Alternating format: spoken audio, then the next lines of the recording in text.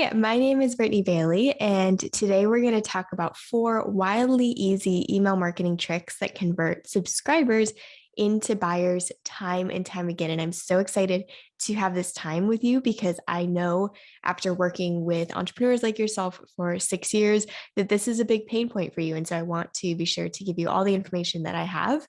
So, in fact, I have heard pretty much from every client that I've ever had that they know they should be doing more with their email list, but they don't really know what more looks like. And so that's what we're going to cover today in this session. So I know that, like I said, I know it's a big pain point for you guys. And so I really want to sit down and share everything that I have to share with you. So we're going to talk about what kind of campaigns you should be sending out. We're going to talk about how to keep everything organized and optimized. We're going to talk about how often you should be emailing your list, other frequently asked questions that I hear from my clients, so that you can be sure to get the most out of this session. So my name is Brittany Bayley. Like I mentioned, I am going to share some context for you just so you know who I am and what I have accomplished so that you know that I actually know what I'm talking about. So I have worked for companies like ClickFunnels and for people like Russell Brunson and Julie Stoyan, several other online coaches to help them optimize their email marketing strategies. And so everything that I'm going to bring to you today in this session is things that I have learned while working with some of the top internet marketing minds out there. And I say that just so that you know who I am and why I have the backgrounds that I have in order to give you the results that you're looking for.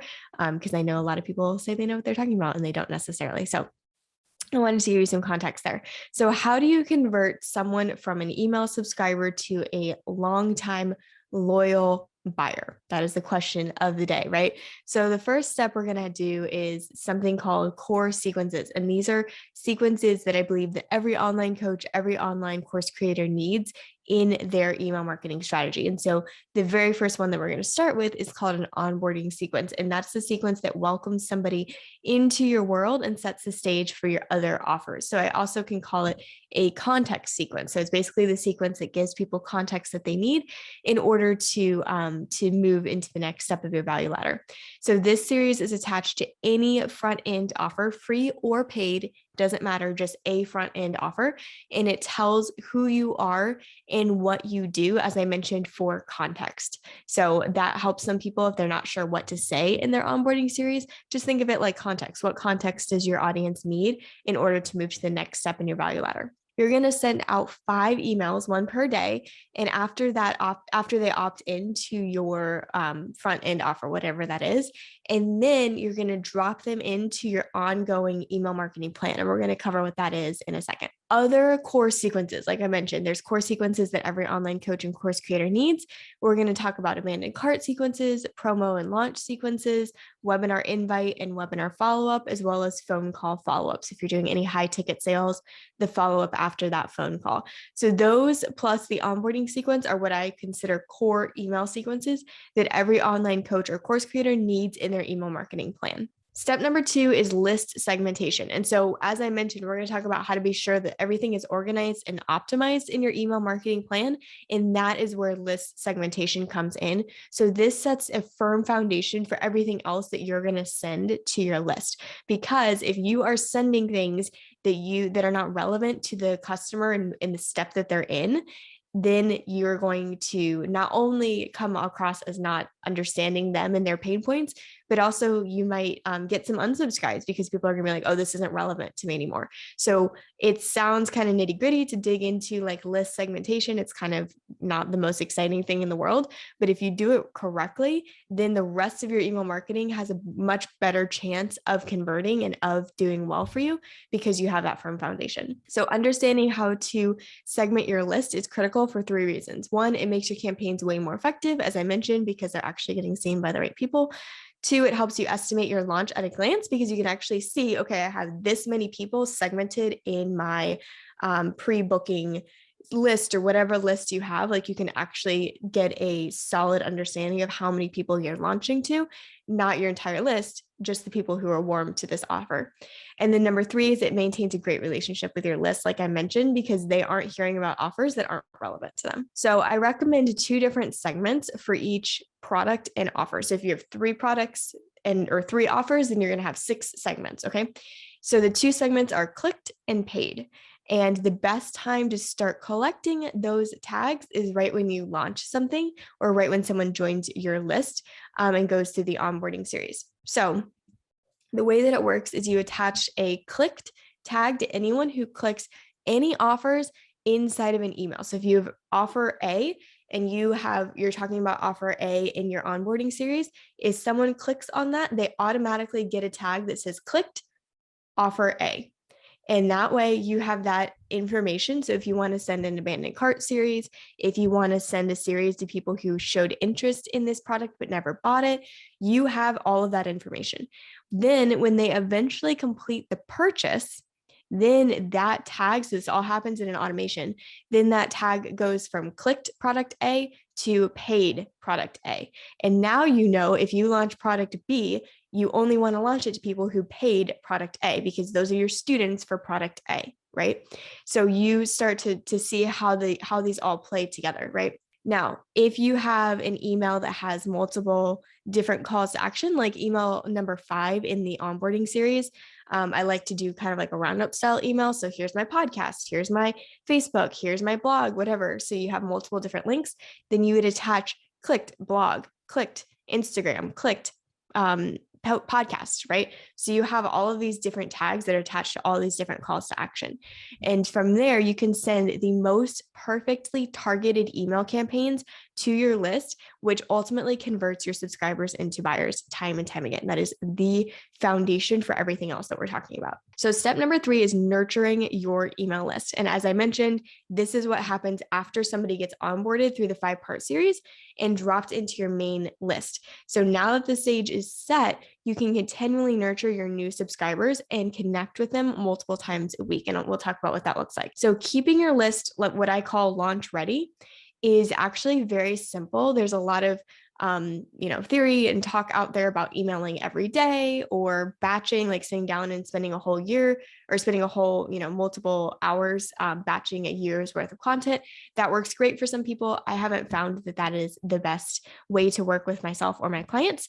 And so what I like to do is I email my list twice a week to keep them nurtured and launch ready. So email number 1 is an email that leads to an external piece of content. So if you have a blog or a podcast or anything that is external, like needs to be seen outside of the email is what I mean by external, then that's going to go in email number 1. So for me, that's like my Tuesday emails.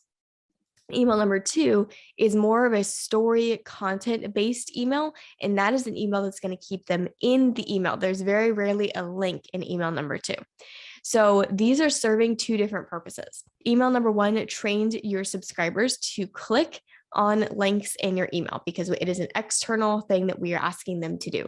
And then email number 2 trains your subscribers to open and read your emails because there's good stories in there. There's things that they want to learn inside of that email. There's valuable content for them inside of that email. And so that's what email number 2 is serving. So these 2 emails serve very specific purposes in your email marketing strategy as a whole. And that's why I typically say I don't batch, because I like to do, especially email number 2 in real time. I feel that there is a bigger connection when we do that, when we are going through something that maybe our audience is also going through and writing about it in real time and sending it out to our list. I find that always converts better than if it's something that I wrote a long time ago. So step number 4 is the exciting part, and that is basically cashing in on all of this amazing strategy that you have done up to this point. So about 30 days after somebody gets on to my email list, so they get onto my email list, they get my 5-part email series, then they've been nurtured twice a week. About 30 days after that, I send a targeted email series to the next offer. So once they get onto my email list, maybe they've clicked and bought product A, then I'm going to send a targeted email series about product B. Maybe they bought product A and that's why they're even on my email list to begin with. They've clicked product B, but they haven't bought it yet. So now I send a targeted email series about product B. Maybe it's product C. Wherever they are in your value ladder, whatever makes the logical next, whatever makes the next step good for them, do that in a series that comes to them after 30 days that they've been on your list. In order to continue to pull cash off of your table, you're going to do this 30 days after their first purchase, send the 5-part email series, pitches your next offer. You're going to include your backstory and your context. So a lot of times I hear, what do I say in these email sequences in order to actually convert the people? And so you want to include a backstory and context. You want to include student testimonials. You want to include frequently asked questions, and you want to include urgency and scarcity. So that is like the 5-part email series that I like to recommend. You also can do kind of like an intro type email for your first one, and then go into backstory, context, testimonials, frequently asked questions, and urgency and scarcity. So this looks a little bit differently depending upon what your actual product is and the actual backstory and context for it. But that is a general outline that you can use to write a really killer product launch email sequence.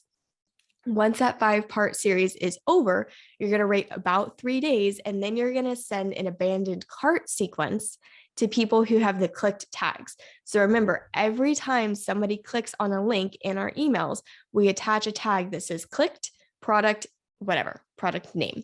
So even in your product launch emails, you are sending to your full list, maybe saying, hey, here's a new product, here's everything. When they click on that link and then they don't go through and buy, they keep that clicked product name tag. And then about 3 days after they get that tag, be sure that you are sending an abandoned cart series. It says, hey, what happened? I saw you on this page, but you didn't pull the trigger. Is there any questions I can answer for you? That kind of thing. So a lot of times when I finish this presentation out, I get the question of what results should I expect to see? This is always a really tough question to answer because it does depend upon the way that your list has been nurtured up to this point. So I always say, be sure to be following this process for 60 to 90 days before you start actually measuring your results and starting to benchmark against yourself.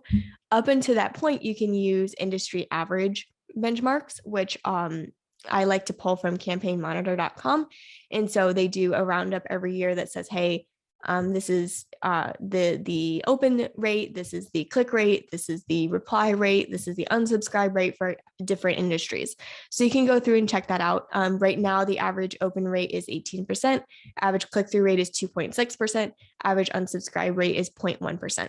So that's like the average percentages right now. But as I mentioned, once you've been following this process for 60 to 90 days, start to benchmark against yourself. So meaning if you're normally getting 35% open rates and then all of a sudden it drops to 18%, even though that's industry average, something is probably wrong. Maybe there's an issue with your server or something like that, because you know that you typically are getting between 30 and 35% open rates. So that's why I like to benchmark against ourselves rather than industry standards. There you have it. That is how you consistently convert subscribers into buyers on your email list. I hope that this was helpful for you, and I hope that you take this strategy and use it in your business so that you can continue to serve the customers that you set out to serve.